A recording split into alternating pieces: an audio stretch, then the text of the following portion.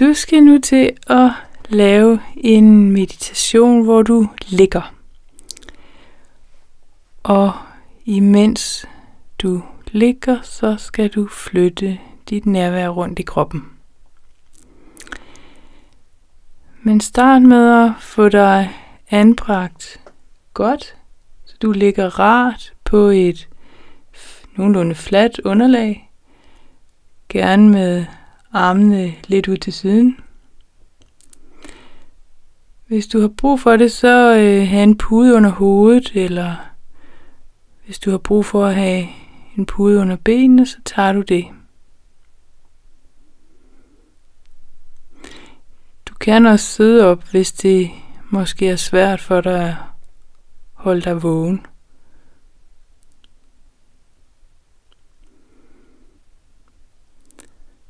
Og hvis det er koldt, og du tænker, du kommer til at kunne fryse, så have et tæppe, du kan tage over dig, eller start med at tage et tæppe over dig. Og så sørg for, at der er ro den næste halve time. Så du har din telefon på lydløs.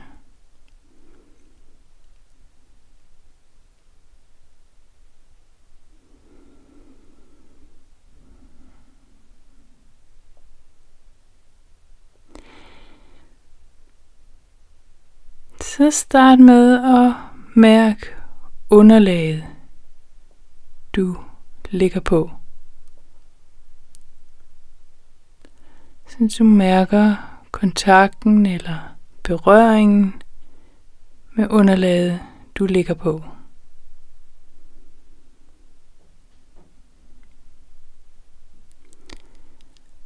Prøv at mærke, hvordan du egentlig mærker den kontakt til underlaget.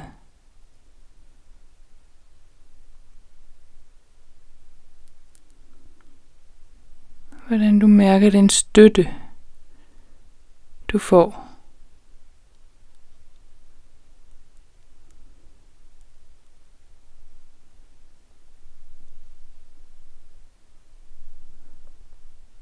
Og så prøv at tage imod den støtte, som du får fra jorden, der bærer dig.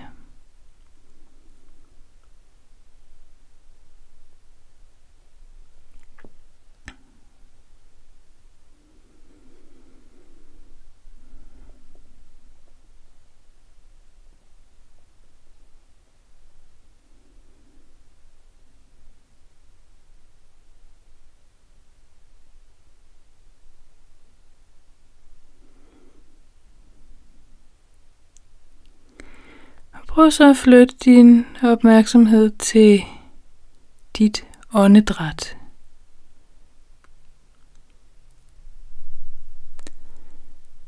Så du følger dit åndedræts bevægelse.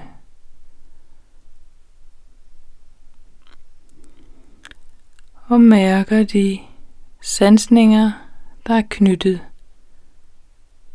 til, at du trækker vejret.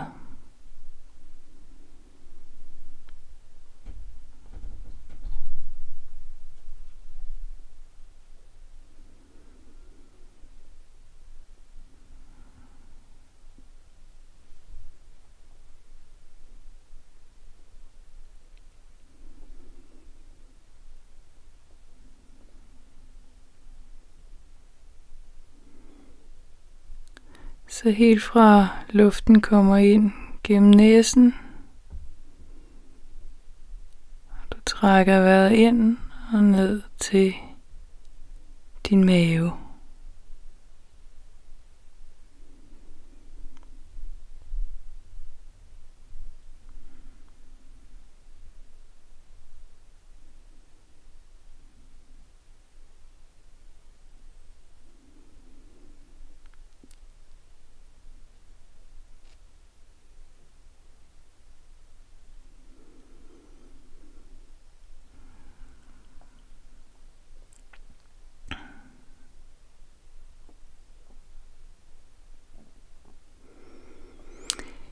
Så prøv en gang at flytte dit nærvær ned til dine fødder.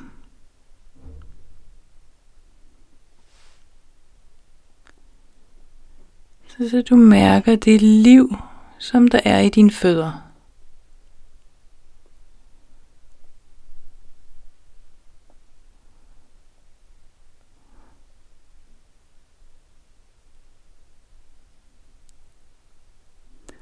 Om du kan have en fornemmelse af at sanse cellernes bevægelser.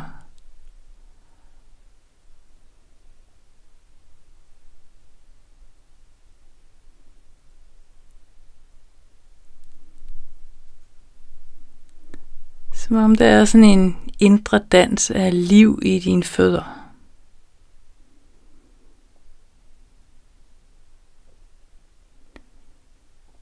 Så du mærker rundt i tæerne.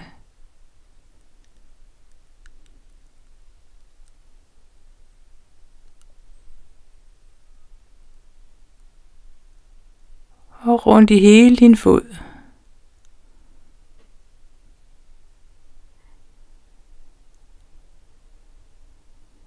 Fra tær til hæle.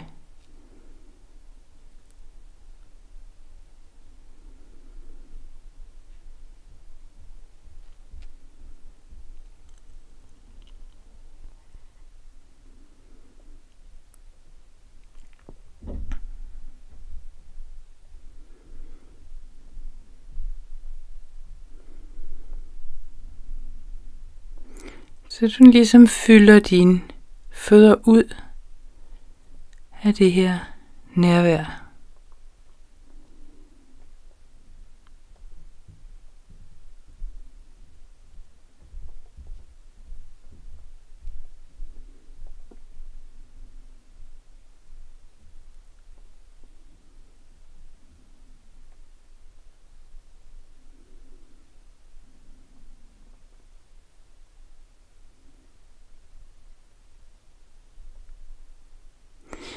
Så prøv om du kan lade den her ligesom indre dans brede sig op igennem dine ankler,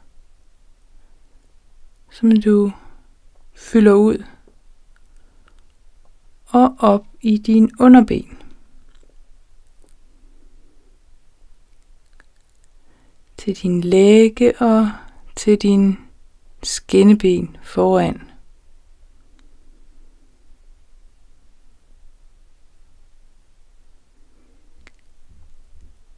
Så du prøver at mærke din indre krop i det område.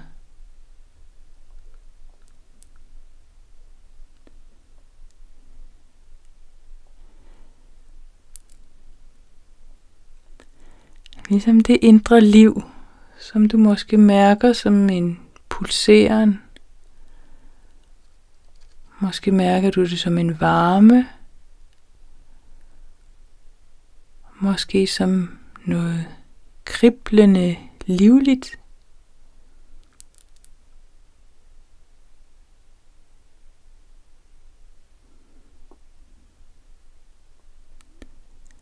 Og måske hedder det, du mærker, energi.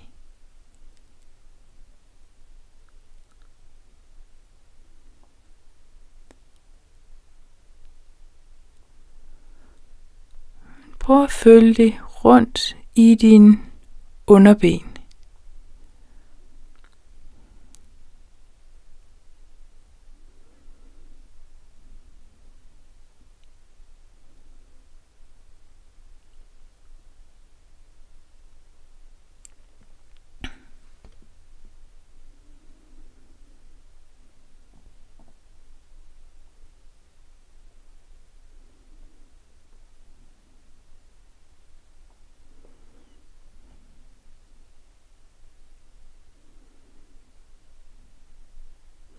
Og måske er der forskel på, hvordan du mærker de forskellige områder i din underben.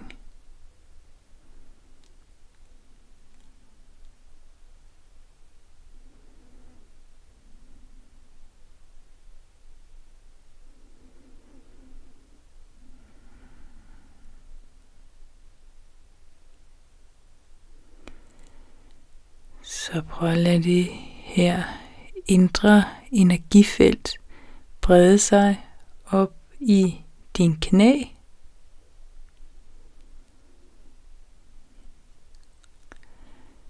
Så du ligesom fylder ud rundt til knæhasen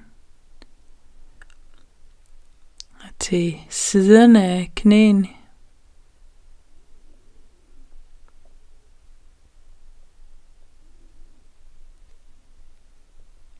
Og til dine knæskaller.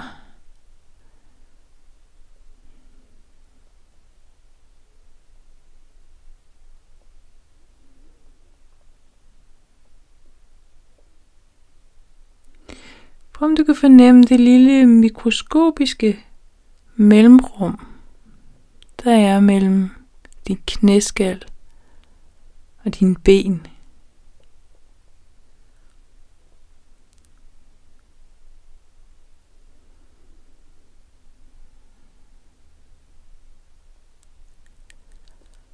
Og prøv også om du kan fornemme mellemrummet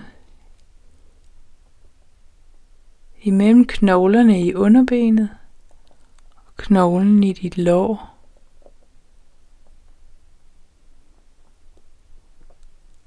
Og som du kan sanse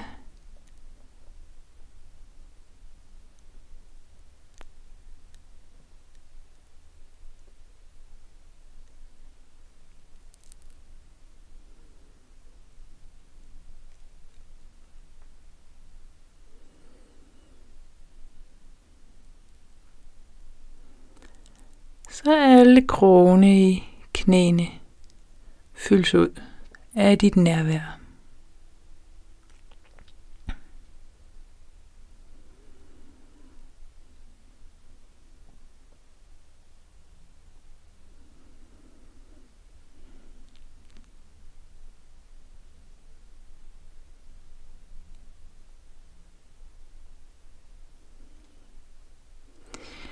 Så må du flytte din opmærksomhed til dine lår.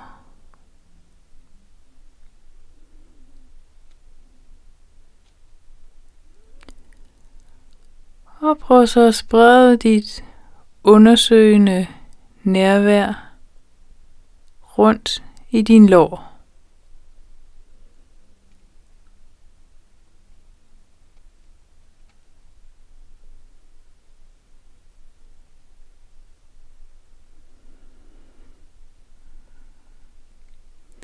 Så du mærker livet fra din indre krop i din lår.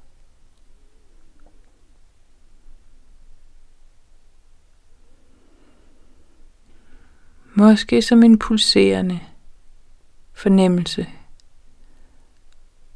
Måske som en kriblende fornemmelse. Eller som varme.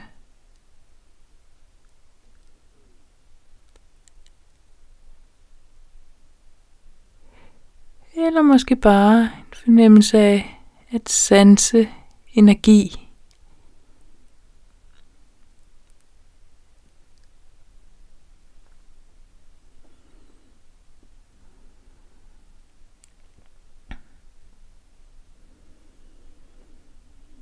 Men dit fokus er i din lår.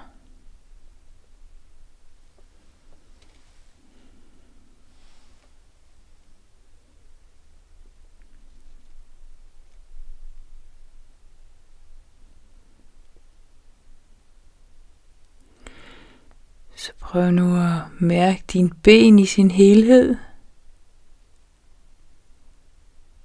Så du mærker den her sansning af livfuldhed i dine fødder og i dine ben, din knæ.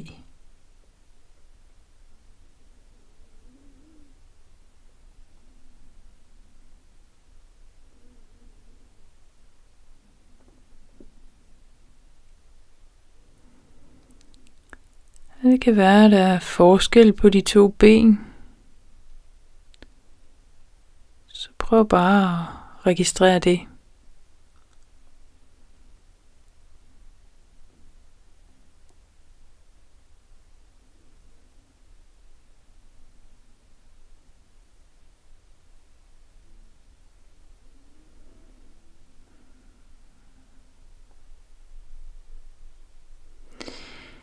Så prøv nu at flytte dit nærvær til din lyske og dine baller, din endetarm.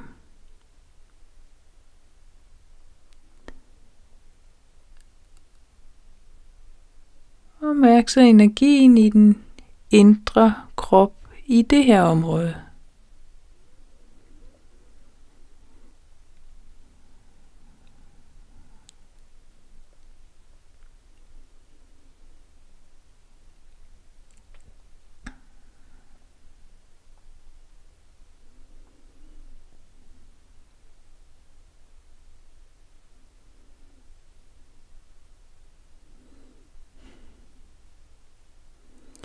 Så du ligesom er den, der undersøger, hvilken sansning det egentlig er, du har i det område.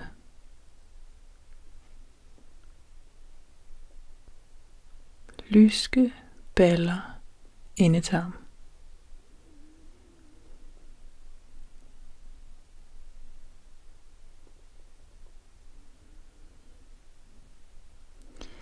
Prøv så at flytte opmærksomheden til dit køn og til dit skød.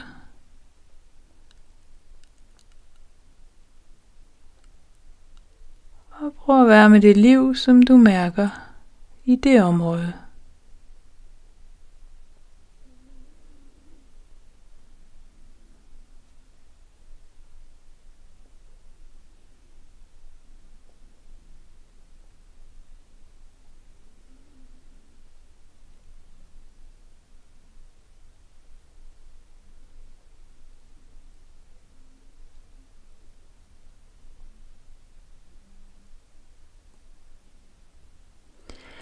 Hold nu dit nærvær fylde hele dit bækken, så du kommer ud i hofteledene og op til hoftekammen.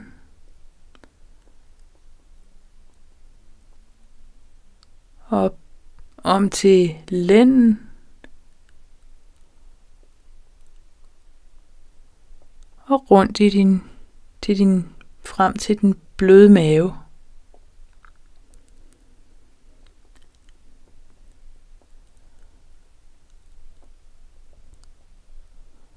Og prøv om du kan mærke, at du er fyldt ud med liv i hele dit bækken.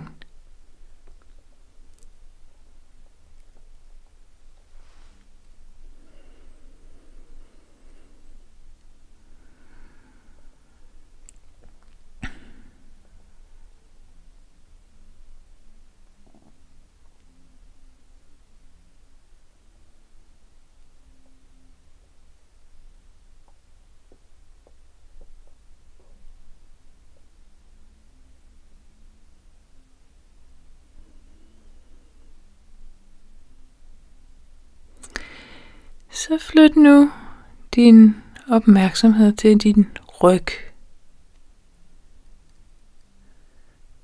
Så du mærker hele ryggen.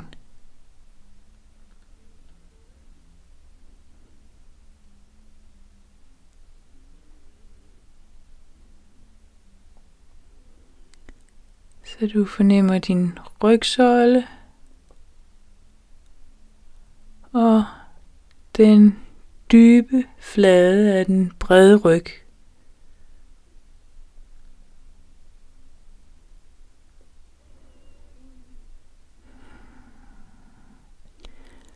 Og du sanser den vibration og den energi, som der er i det område.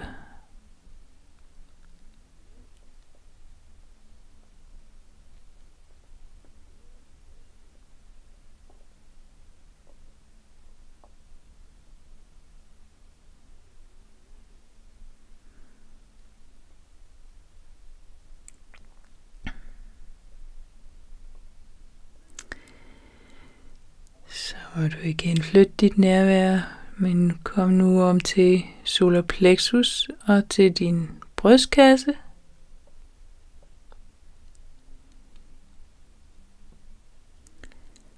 Så du følger energien her og mærker brystkassens bevægelse.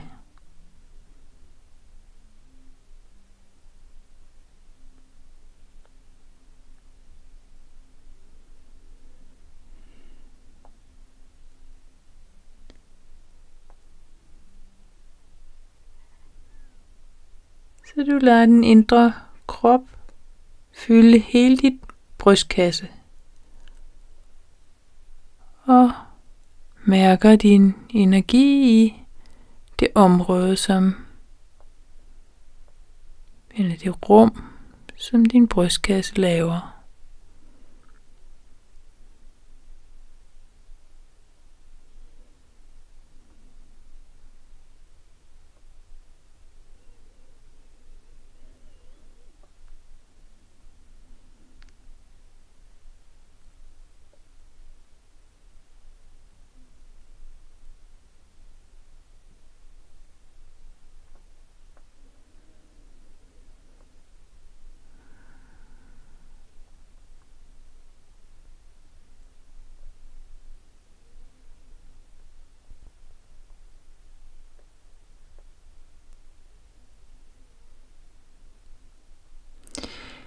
Så må du igen flytte dit nærvær. Så prøv at komme op til dit skulderbælte. Så du nu mærker din skulderblade, dine skuldre, din skulderled,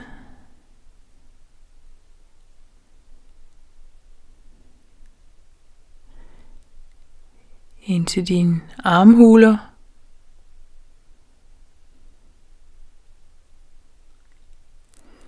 og frem til nøglebenene. Så prøv at holde dit fokus i hele det område, som er dit skulderbælte.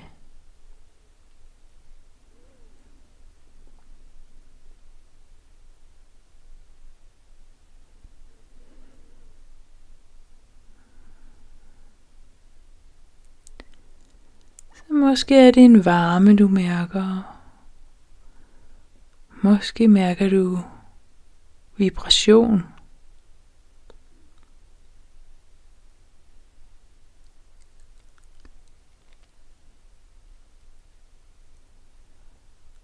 Måske fornemmes det som energi og liv.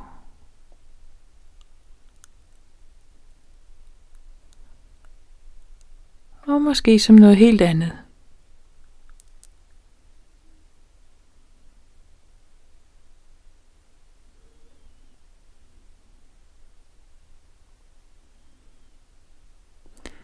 Du har din helt egen unikke måde at sanse din indre krop på.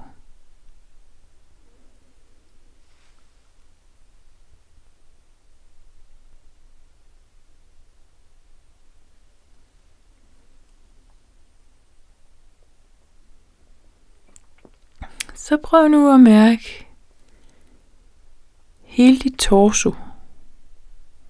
Bækken, ryg, mave, brystkasse, skulderbælte. Hele det område.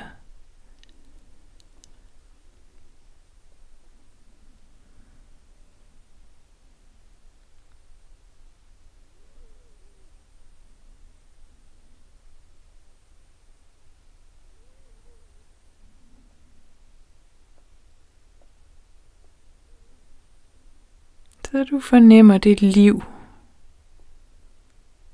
Du sanser i dit torso.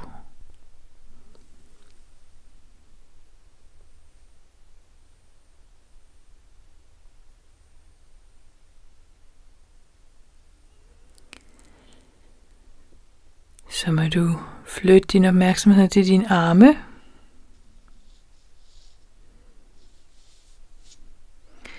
Så du nu undersøger, hvordan du mærker din overarm,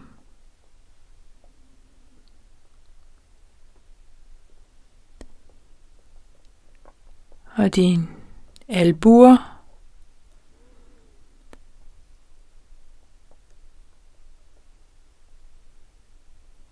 og din underarm.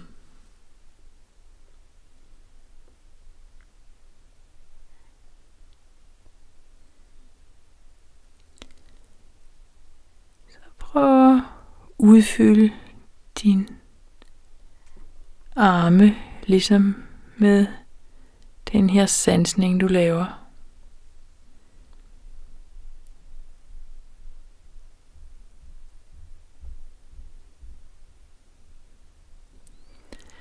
Så du ligesom mærker, hvordan du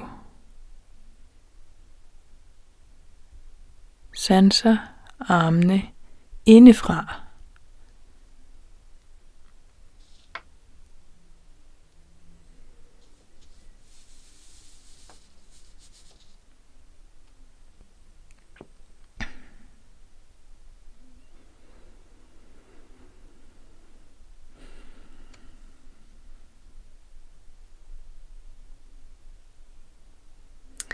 Så må du flytte din opmærksomhed til dine hænder.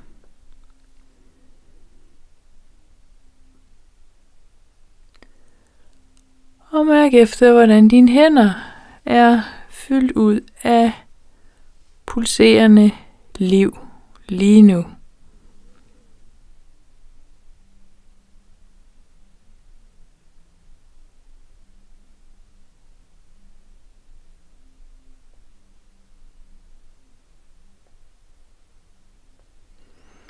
Så du undersøger, hvordan du mærker din indre krop i dine hænder.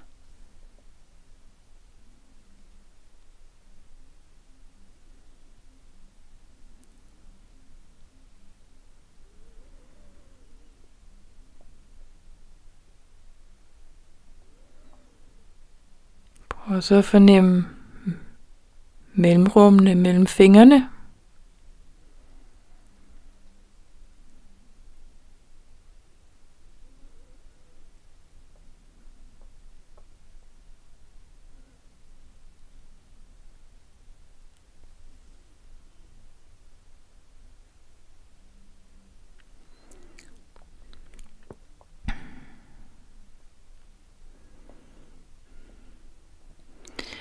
Og prøv så at mærke dine arme og dine hænder som en helhed.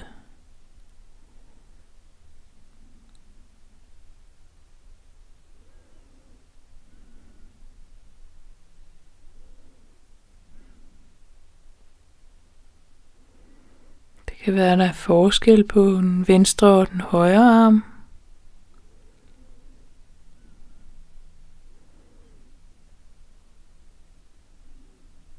Så prøv bare at registrere det.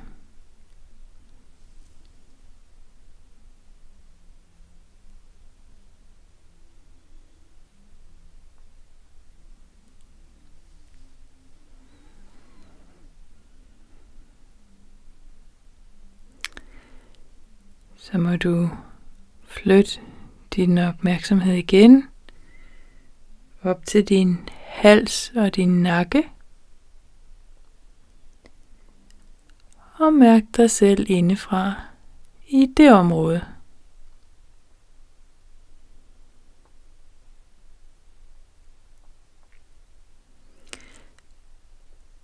Så du mærker området fra nøglebenene op til kæbekanten.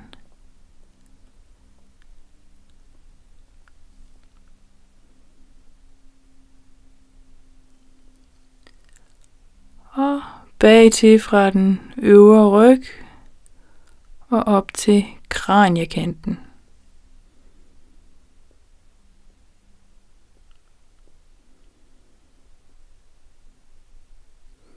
Så du fornemmer hele det rum, som din hals udgør.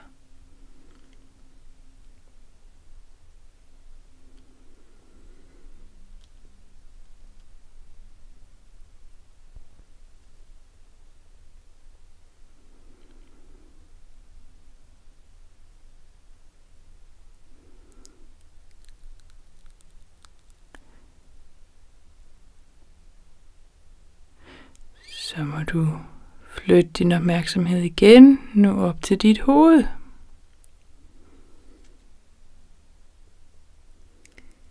Så du mærker dit baghoved, din isse,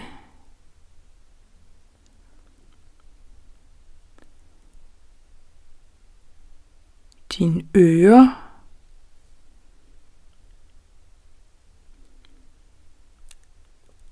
og dit ansigt.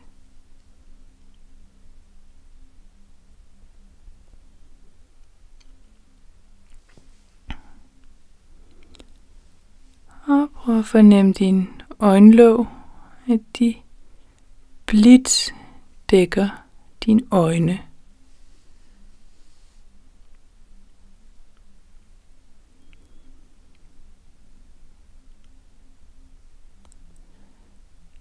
Mærk din mund,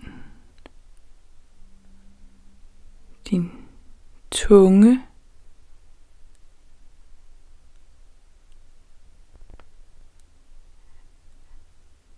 og dine kæber.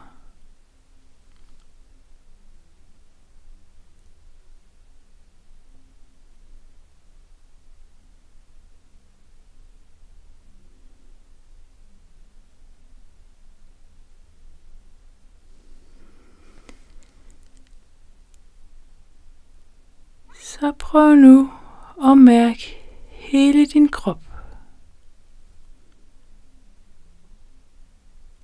Fra isse til tær til fingre.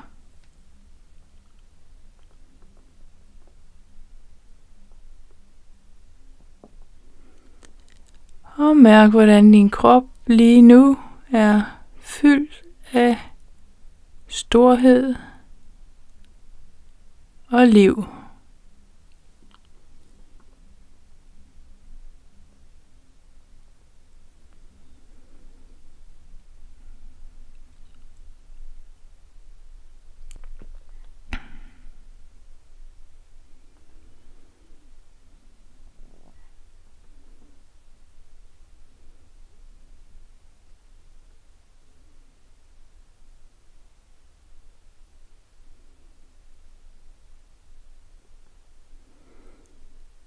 Måske kan du fornemme din krop som et stort rum,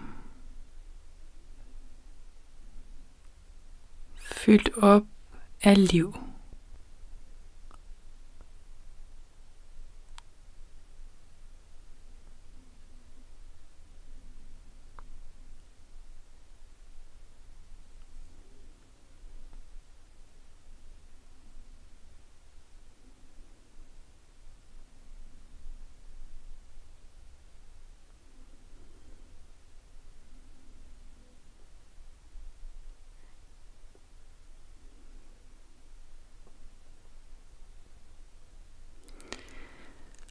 Og lige straks så er denne her meditation slut igen. Men prøv om du kan bringe noget af det her nærvær, som du har lige nu, med videre ud i din dag.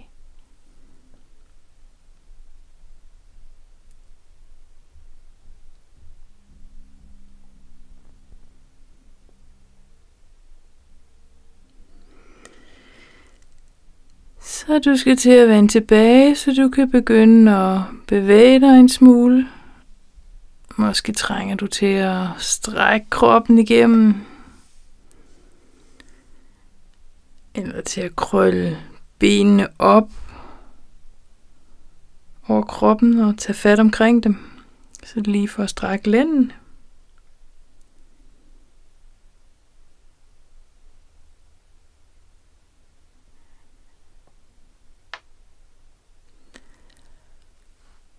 Og så er du klar til at gå videre i din dag.